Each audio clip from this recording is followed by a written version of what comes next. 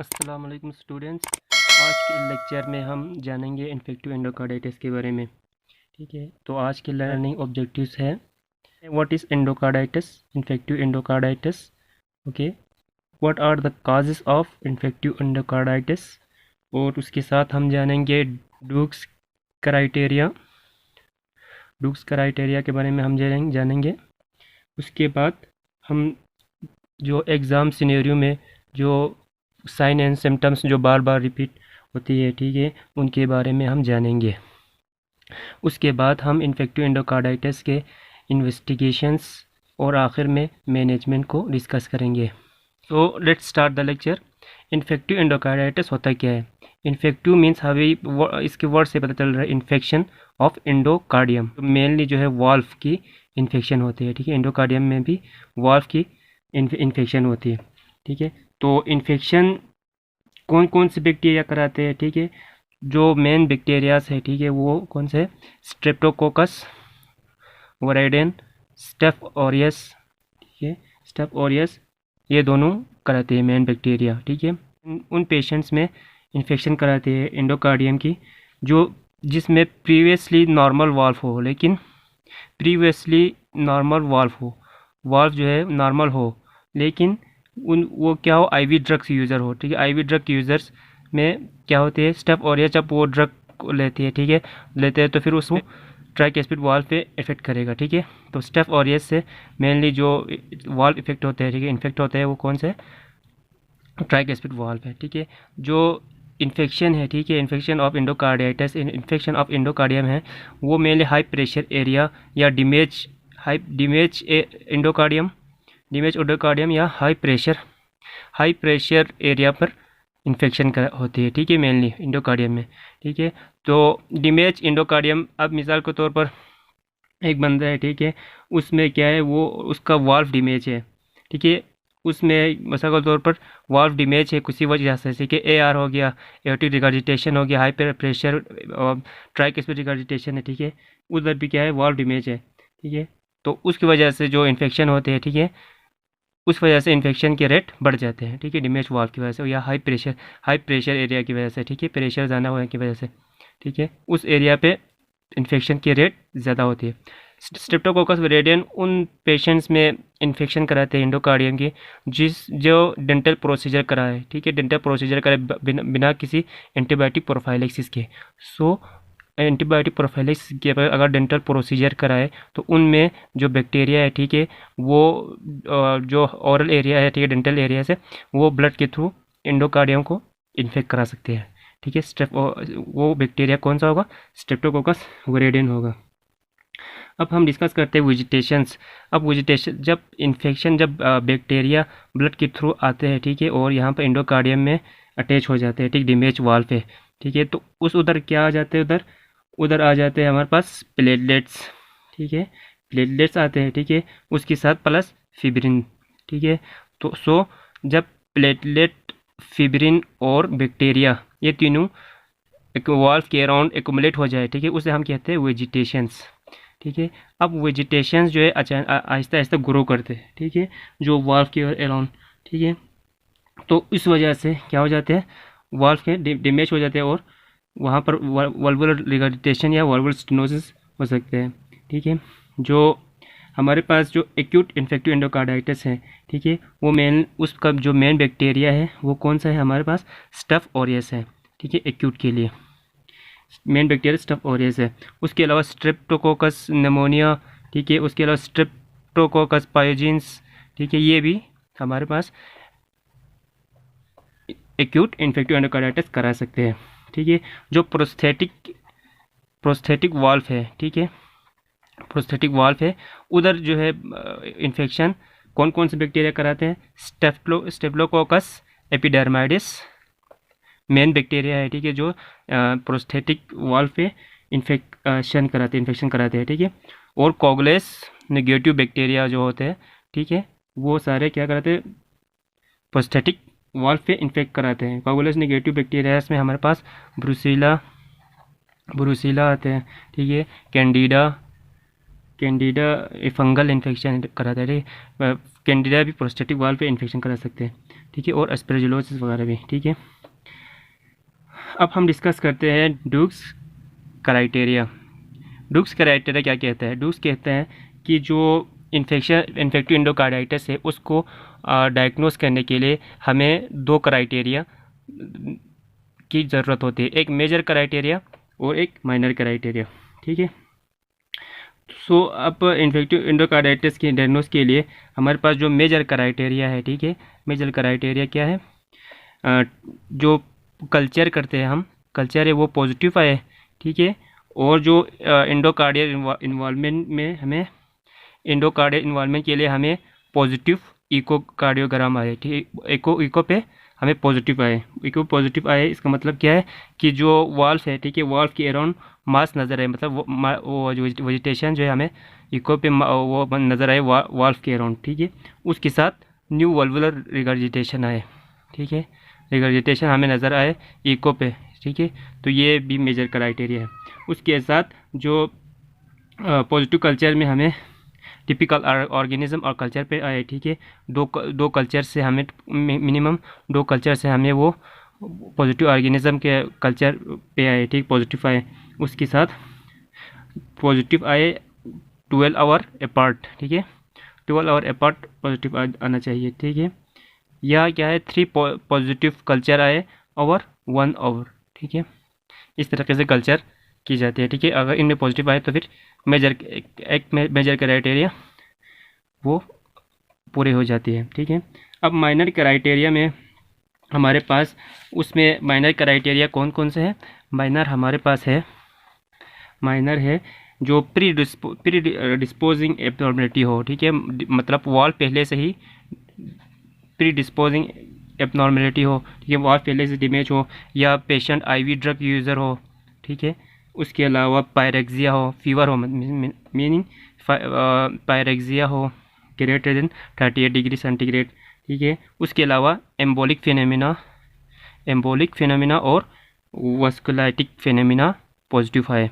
अब एम्बोलिक फिनोमिना ये है कि जो इन्फेक्टिव एंडोकार्डाइटिस जो वेजिटेशन बनते हैं, ठीक है, अब उस वेजिटेशन अगर एम्बोलाई होके दूसरे एरिया में जाके इन्फेक्ट कराए तो फिर वो क्या है? एम्बोलिक फिनोमिना है। मिसाल के तौर पर सेरेब्रल एम्बोलाई, ठीक है, वो जो एम्बोलाई है, ठीक है, वो इसकी में जाके स्ट्रोक कराए, ठीक है, सेरेब्रल एम्बोलाई हो जाए तो ये एम्बोलिक पॉजिटिव आ गया, ठीक है। उसके अलावा रोथ स्पॉट्स आए, उसके अलावा नेल फॉल इन्फार्क्ट, ठीक है, नेल फॉल इन्फार्क्ट ये भी क्या है हमारे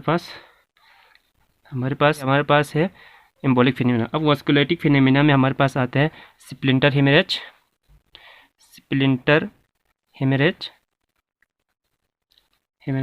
उसके साथ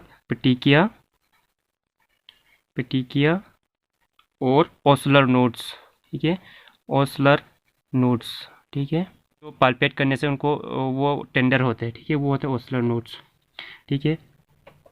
अब जो है हमारे पास जो हम एग्ज़ाम सिनेरियोस में, ठीक है, एग्ज़ाम सिनेरियो में अब डायग्नोस मेनली फाइनल ईयर के जो मेडिसिन में है, ठीक है, हमने क्या करना होता है? मेनली जो है हमने डायग्नोस ही करना होता है। डायग्नोस के बाद हमने इन्वेस्टिगेशन और मैनेजमेंट सारा कुछ फोकस्ड इसी पर किया जाता है, ठीक है। सो डायग्नोस के लिए हमें जो सिनेरियो में जो मेन ज़्यादातर रिपीट होता है वो क्या है हमारे पास? वो कहते हैं एक पेशेंट है, ठीक है, उसको सिप्लिनोमेगेली है, ठीक है, सिप्लिनोमेगेली है, ठीक है। उसके साथ क्या है? मिड डायस्टोलिक मर्मर होते हैं। वो कहते हैं बंदे को मिड डायस्टोलिक मर्मर है, और उसके साथ फीवर है और प्रीवियस रिमेटिक हार्ट डिजीज़ का वो पेशेंट है, ठीक है, अक्सर यही देता है, ठीक है। अभी जब भी मर्मर प्लस फीवर प्लस सिप्लिनोमेगेली इन तीनों के साथ सिनेरियो कोई बन रहा हो, ठीक है, तो आंख बंद करके हमने जो डायग्नोस करना है वो है इन्फेक्टिव एंडोकार्डाइटिस, ठीक है। अब मर्मर क्यों होते हैं? मर्मर इसलिए होते हैं क्योंकि जो वेजिटेशन है, ठीक है, वो वाल्व पर एक्यूमुलेट हो गया है, ठीक है। अब इस मिड डायस्टोलिक मर्मर इसलिए होते हैं क्योंकि जो वाल्व एरिया है, ठीक है, उसके अराउंड जो है मास एक्यूमुलेट हो गया है, ठीक है, उसमें अब ब्लड जो है उसमें पास नहीं हो रहे सही तरह, ठीक है, एक तरीके से स्टेनोसिस टाइप हो गया है, ठीक है, इसलिए हमें मिड डायस्टोलिक मर्मर आते हैं, ठीक है। मतलब माइटोसिटोसिस के मरमर्स आते हैं, ठीक है। लेकिन ये बाद में जाके जो मेन जो माइटोसिटोसिस के वाल्व है वो क्रोनिक, जो माइटोसिटोसिस का जो मरमर है, ठीक है, वो क्रोनिक रिमेटिक हार्ट डिजीज़ में माइटोसिटोसिस के मरमर आता है, ठीक है। उसके अलावा ये जो है ना, ये जो मिड डायस्टल मरमर है वो मास जो वेजिटेशन जो बन रहे हैं, ठीक है, उसकी वजह से यहाँ पर स्टेनोसिस हो जाता है थोड़ा बहुत, ठीक है। इस वजह से हमें मिड डायस्टोलिक मरमर आता है, ठीक है। फीवर का पता है हमें, और रिमेटिक हार्ट डिजीज़ का ये है कि रिमेटेड हार्ट डिजीज़ की वजह से वो वाल्व डैमेज हो जाता है, ठीक है, तो इसलिए ससेप्टेबल हो जाते हैं वाल्व, ठीक है, इस वजह से। उसके अलावा जो स्प्लेनोमेगाली है, ठीक है, इन्फेक्शन की वजह से स्प्लेनोमेगाली भी हो, कभी कभार आते हैं, वो कहते हैं क्लबिंग है, ठीक है, पेशेंट को क्लबिंग है, और उसके साथ हीमोचूरिया है, हीमोचूरिया भी वो सिनेरियो में दे देते हैं कभी कभार, ठीक है, क्लबिंग और हीमोचूरिया को भी दे देते हैं कभी कभार सिनेरियोज में, ठीक है। सो ये था हमारे पास एग्ज़ाम सिनेरियो के पॉइंट्स जो वो लोग सिनेरियो में देते हैं, ठीक है। अब हम डिस्कस करते हैं इन्फेक्टिव एंडोकार्डाइटिस के इन्वेस्टिगेशंस, ठीक है। इन्वेस्टिगेशंस कौन कौन से हैं? इन्वेस्टिगेशन में हमारे पास है ब्लड कल्चर,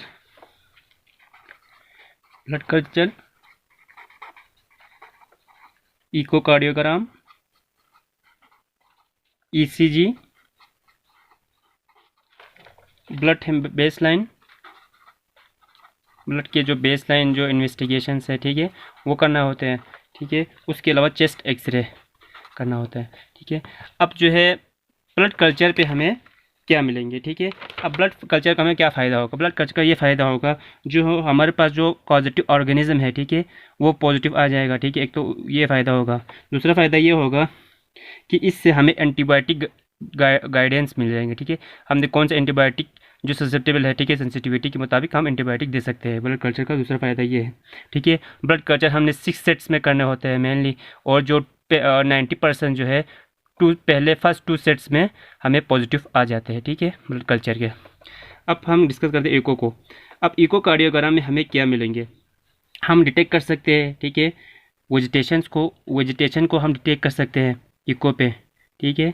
उसके साथ हम प्रोग्रेशन को, ठीक है, प्रीवियस से हम पिछले को 2-3 इको करते हैं, ठीक है, टाइम इंटरवल के हिसाब से, तो हमें पता चल जाएगा कि प्रीवियस से अभी मतलब वो जो वेजिटेशन है वो ग्रो कर रहा है, ठीक है, उसका प्रोग्रेशन हमें पता चल जाएगा, ठीक है। जो हम जो इकोकार्डियोग्राम है, ठीक है, वो 2 तरीके से कर सकते हैं, एक ट्रांस एसोफेजियल या दूसरा ट्रांसथोरेसिक। जो ट्रांस एसोफेजियल इको है, ठीक है, उसका सेंसिटिविटी क्या है, 90% है, ठीक है, तो हम ट्रांस एसोफेजियल को ज़्यादा प्रीफर करते हैं, ठीक है। ईसीजी पे हमें ए बी ब्लॉक मिल सकते हैं, ठीक है, इसलिए हम ईसीजी भी करते हैं, ठीक है। उसके साथ ब्लड बेस लाइन में हमने क्या करना है, ईएसआर करना है, क्योंकि इन्फेक्शन है, ठीक है, इसलिए ईएसआर हमें बढ़ा हुआ मिलेगा। उसके साथ हमें एनीमिया मिलेगा, एनीमिया स्प्लेनोमेगाली की वजह से, ठीक है, वो मिल सकते हैं। उसके बाद ल्यूकोसाइटोसिस इन्फेक्शन की वजह से ल्यूकोसाइटोसिस हमें मिलेगा, ठीक है, बेस लाइन पे। उसके साथ सी रिएक्टिव प्रोटीन भी हमें मिलेंगे बढ़ा हुआ, ठीक है, क्योंकि इन्फेक्शन है ये सारा कुछ, ठीक है, इन्फेक्शन की वजह से। उसके साथ अब हम चेस्ट एक्सरे पे हमें ट्रैक स्पीड और जो पल्मोनरी है जैसे सेप्टिक एम्बोलाई वो हमें नज़र आ सकता है, ठीक है। ये था चेस्ट एक्सरे पर, ठीक है। अब हम डिस्कस करते हैं मैनेजमेंट को। अब जो हमारे पास मैनेजमेंट है, ठीक है, हम जो इन्फेक्टिव एंडोकार्डाइटिस के मैनेजमेंट को हम 2 मेन मैनेजमेंट में डिवाइड करते हैं, ठीक है। पहला मैनेजमेंट है हमारे पास मेडिकल मैनेजमेंट, ठीक है। दूसरा मैनेजमेंट हमारे पास है सर्जरी, ठीक है, सर्जरी। अब जो मेडिकल मैनेजमेंट हमने किस तरह करना है, मेडिकल मैनेजमेंट को हम डिवाइड करते हैं acute infective endocarditis and for सब एक्यूट एंडोकार्डाइटिस, ठीक है, सब एक्यूट, ठीक है। अब जो एक्यूट एंडोकार्डाइटिस है, ठीक है, उसके लिए हम क्योंकि हम कल्चर का वेट नहीं कर सकते, ठीक है, क्योंकि जो पेशेंट है वो एक्यूटली प्रेजेंट किया है, तो उस वजह से हम क्या देंगे उसको एम्पेरिकल एंटीबायोटिक देंगे, ठीक है, एम्पेरिकल ट्रीटमेंट करेंगे, जिनमें कौन से एंटीबायोटिक देंगे, जेंटामाइसिन प्लस वेनकोमाइसिन, ठीक है, ये देंगे, ये क्या कहते हैं, ये एंटीबायोटिक्स देंगे, ठीक है। अगर प्रोस्थेटिक है, ठीक है, प्रोस्थेटिक वाल्व अगर प्रेजेंट है पेशेंट में, तो हम क्या देंगे, जेंटामाइसिन वेनकोमाइसिन प्लस रिफाम्पिसिन, ठीक है, रिफाम्पिसिन, ये तीनों देंगे, ठीक है। अगर सब एक्यूट है, ठीक है, तो फिर हम जो एंटीबायोटिक ट्रीटमेंट है, ठीक है, तो उसको थोड़ी देर के लिए हेल्प करते हैं, ठीक है। और जब जो हमारे पास कल्चर में पॉजिटिव आ जाए, कल्चर सेंसिटिविटी के मुताबिक हम स्पेसिफिक बैक्टीरिया के लिए स्पेसिफिक एंटीबायोटिक देंगे, ठीक है।